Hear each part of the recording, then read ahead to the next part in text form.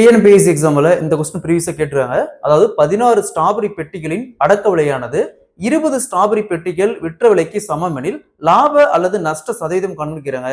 பெர்சன்டேஜ்ல இந்த மாடல் சம்கிட்டாங்களா எப்படி குயிக்கா சால்வ் பண்ணலாம் பார்க்கலாம். அதுக்கு முன்னாடி நம்முடைய அகாடமில டிஎன்பிஎஸ்சி மற்றும் போலீஸ் எக்ஸாம்க்கான எஸ்பெஷலி மேக்ஸ் அண்ட் ரீசனிங்க்கு தனியா online live classes and test batch போயிட்டு இருக்கு.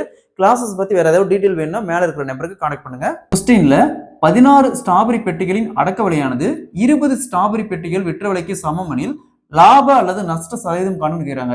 ஸோ என்ன மீனிங்னா, ஒரு கடைக்காரர் ஒரு 16 ஸ்ட்ராபெரி பெட்டி வாங்குறாரு. வாங்கி 20 பெட்டி விற்கும் போது தான் அவருக்கு இந்த 16 பொட்டிக்கான அமௌண்டே வருது. அப்ப கையில இருந்து எக்ஸ்ட்ரா பாருங்க, ரெண்டுக்கான டிஃபரன்ஸ் பாருங்க. எக்ஸ்ட்ரா 4 பொட்டி கையில இருந்து சேர்த்து விற்கும் போது தான் அவருக்கு இந்த வாங்கினதுக்கான அமௌண்டே கிடைக்குது. அப்ப அவருக்கு நஷ்டம் தான். சரிங்களா? அப்ப நஷ்டம்னு சொல்லிடலாம். இங்க எத்தனை சதவீதம் கேட்கறாங்க. அப்ப இந்த ரெண்டுக்கான டிஃபரன்ஸ் வகுத்தல் எப்பவுமே விற்ற விலை செல்லிங் பிரைஸ் தான் வகுத்தல போகணும். என்ன இருக்குது 20 இன்ட்டு சதவீதம் கேட்கறாங்க, நஷ்ட சதவீதம் கேட்கறாங்க. அப்ப இன்ட்டு 100. ஸோ 100 20ஆல் கேன்சல் பண்ணா 5 இன்ட்டு 4 ஈக்குவல் டு 20% அவருக்கு நஷ்டம். Option C is the correct answer. இதே மாதிரி இந்த சம் பாருங்க. 20 பேனாக்களின் அடக்க விலையானது 25 பேனாக்கள் விற்ற விலைக்கு சமம் எனில் லாப அல்லது நஷ்ட சதவீதம் காண்கிறாங்க. இதே மாதிரி இந்த சம்ம சால்வ் பண்ணிக்கிற ஆன்சரை கமெண்ட்ல போடுங்க.